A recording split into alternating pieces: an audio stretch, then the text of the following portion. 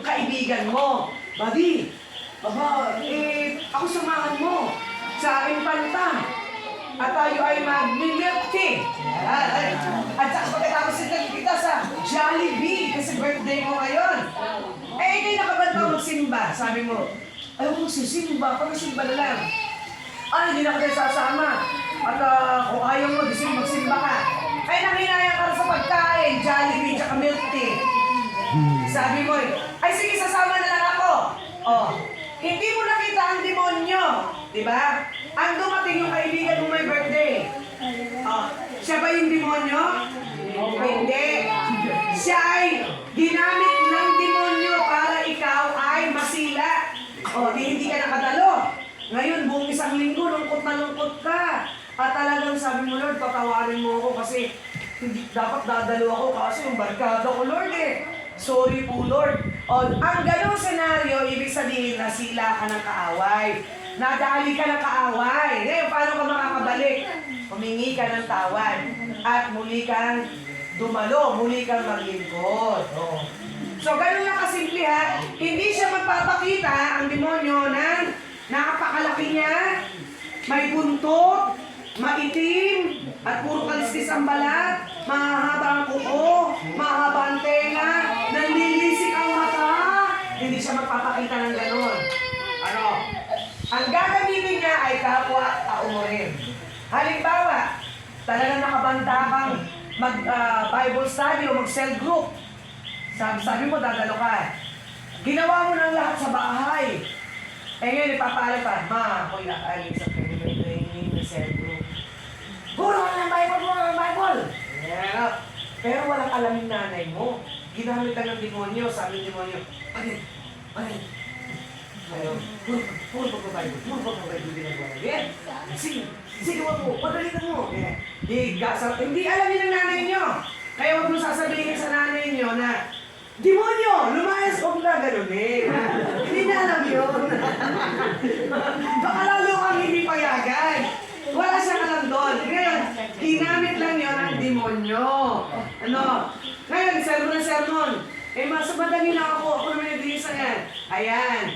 Ikaw na ang bahala kung paano ka aalis para makadalo. Kasi tandaan natin, ang demonyo ayaw niya tayo makinig ng salita ng Diyos.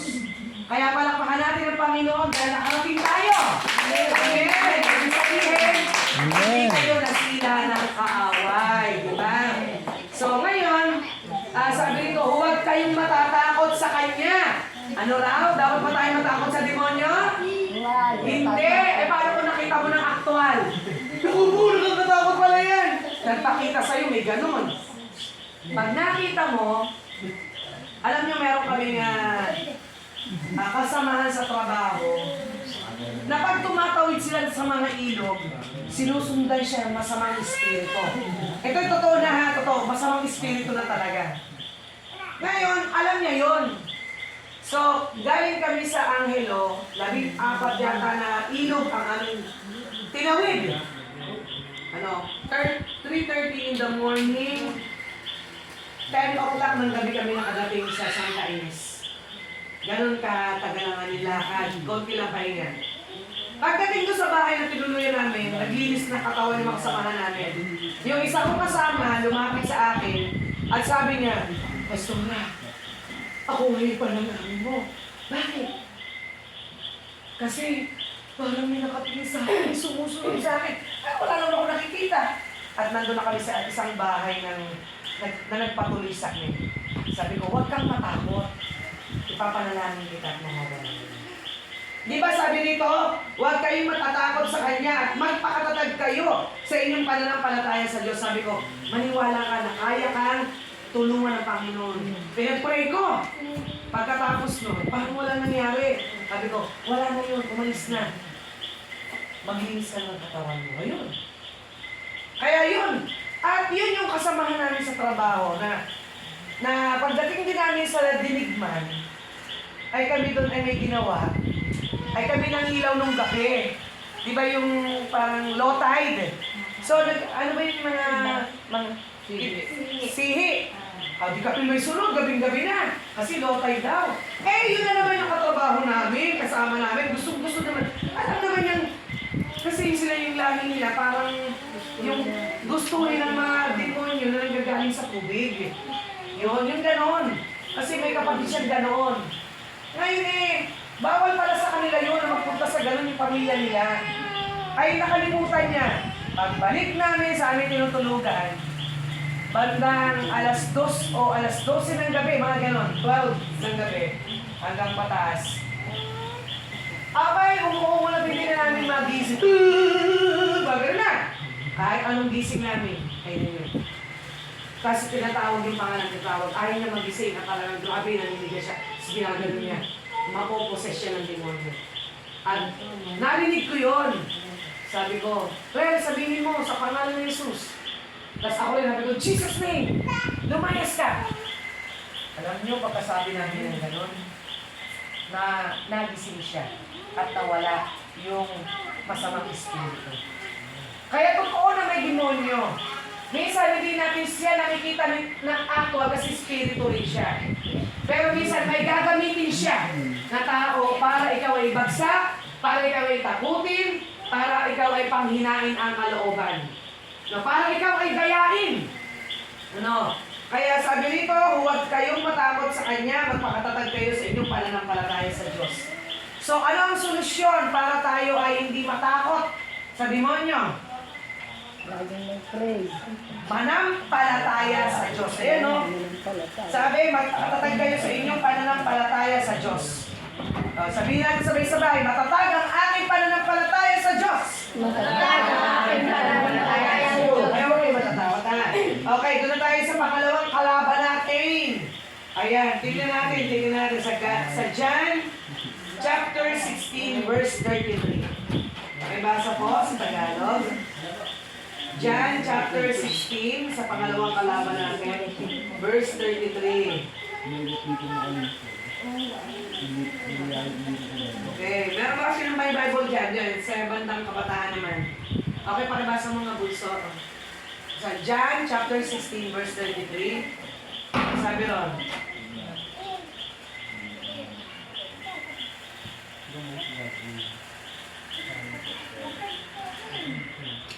sige, pakibasa.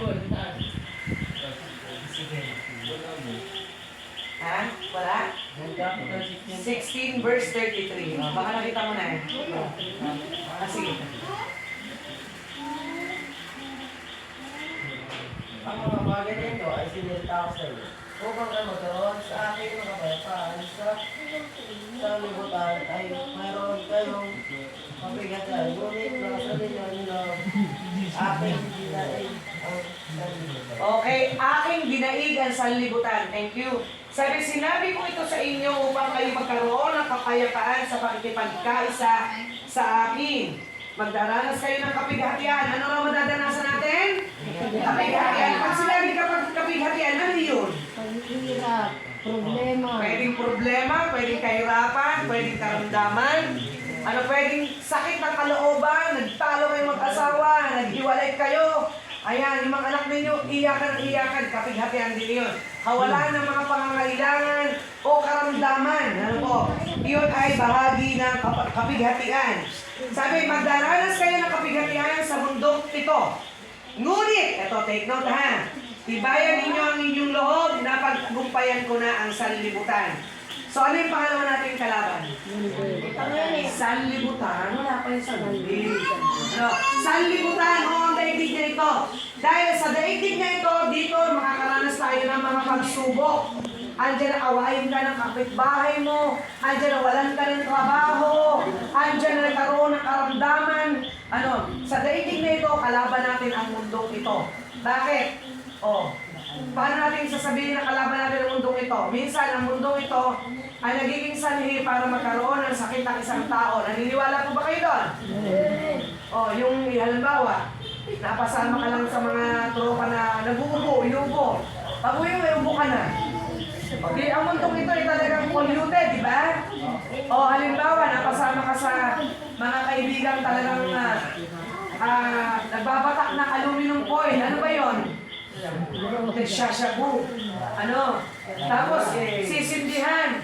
Tapos yung usok, hinahabol. Ayaw pa wala yung usok. Ano? Mahal ay. So, ang mundong ito ay may inaalok. Mahal ang bili. Ang mundong ito ay may inaalok para tayo'y mawala sa pananampalataya. Tama po ba? Amen. So, ibig sabihin, gagamitin ang mundong ito para tayo'y mawala. O, halimbawa, mawala sa pananampalataya kay Lord. Halimbawa, ang uso sa mundong ito ay, di ba, uso-uso yung mga babae, pek-pek short. Alam niyo yung pek-pek short? Alam niyo ba yung pek-pek short? Oo. Hanggang saan yung pek-pek short? Hanggang pek-pek. Hanggang pek-pek. Hanggang pek-pek. Wala ka may Eh, kasi gano'n na tawag doon eh, pek-pek short eh. Di ba? O, pag upo mo, ano nakita na sa'yo? O, singit na, papunta ng pek-pek. Ano? O, di ba? Ngayon, uso yun, ang gagawin ng mga lalaki, pasulyap-sulyap. Benta na. Nakikita. O, sino nagiging cause ng kasalanan? Nakasalanan na. Oo, yung nakasuot ng pek-pek short. Eh, sino nagpauso? Yung mundo ito, ginagaya natin. Pwede namang hindi ka magsuot ng gano'n. Sabi niya, eh, hindi ka sikat. Pagka hindi ka magsusuot ng gano'n, hindi totoo yun. Oh, para hindi tayo maging dahilan ng kasalanan o pagbagsak ng iba, tayo ay magsuot ng maayos. Okay? So, ano pa yung mga halimbawa? Kayo naman magbigay ng halimbawa. Ikaw, Ma'am Emmy, ano ba mabibigay niyo pong halimbawa na nagiging sanhi ng kasalanan sa mundong ito? Dahil ang kalaban natin ay demonyo, ang mundong ito, ano po bang nangyayari sa daigdig na ito? Ano po yung halimbawa? Pwede rin po itong mga gadgets. Ayan! Ay, maganda halimbawa. Makinig. Si gadget. Ano po raw? Instead po na ang mga bata ay makapag-focus sa pag-aaral o kaya yung family bonding, ay wala na po, naghihiwa-hiwalay na at nagkakanya-kanya na. Tapos po ay, ito rin po yung mga pornography ba? Ayan. Totoo. No, sino may mga cellphone ta sa kamay? O, di ba? May mga cellphone tayo. Alam nyo, itong cellphone na to, hindi kasalanan ng cellphone. Ang kasalanan, yung may hawak ng cellphone, yun ang may kasalanan. So, ang mundong ito, uso ang technology na ganito. Uso.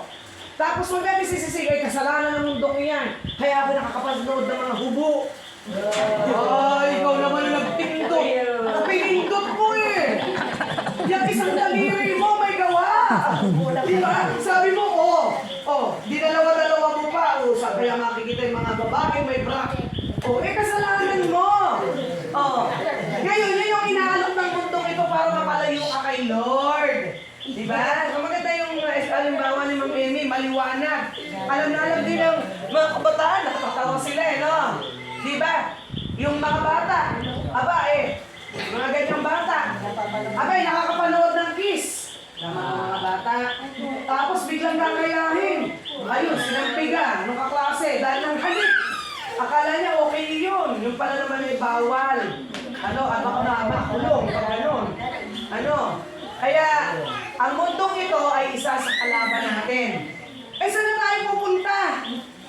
Na mundo. Pwede ba pumunta sa Mars? Sa Jupiter? Kasi wala dong cellphone. Alam niyo po, kahit saan tayo pumunta, may mangyayaring mali. Iaalok sa atin, pero nasa iyo kung gusto mo itong tanggapin. Amen! Ikaw pa rin ang magdidesisyon. Ang pagpunta sa langit, desisyon mo. Pag ikaw'y napunta sa impyerno, desisyon mo rin. Parang ganito yon. Ang matulog ka, desisyon mo. Tama? Ay, gusto ko na matulog. Alas 12, natulog dahil ka sa cellphone. Ngayon, ang magising ka, desisyon ng Diyos yun. Tama? Hindi mo desisyon magising. Dahil wala kang paki kung ikaw'y makakatulog na bigla kang magigising. Ay kung hindi ka na magising, desisyon na ng Diyos yun, hindi ka na magising.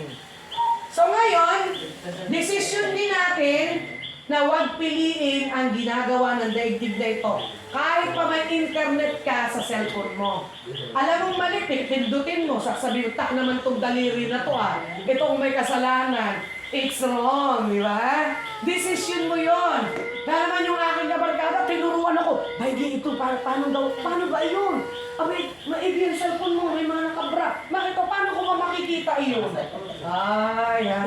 Pero ngayon, kahit hindi ituro, alam na, di ba? Ayan. Kaya ngayon, maraming kaso ng rape. Bakit? Eh kasi, cellphone. Nandun sa madilim, nasa isang kwarto, at panayang lalaki ang mata. Kung anong ginagawa. Di ba? Okay. Ano yung una natin kalaban? Sino? Sarili. Hindi yung una natin kalaban.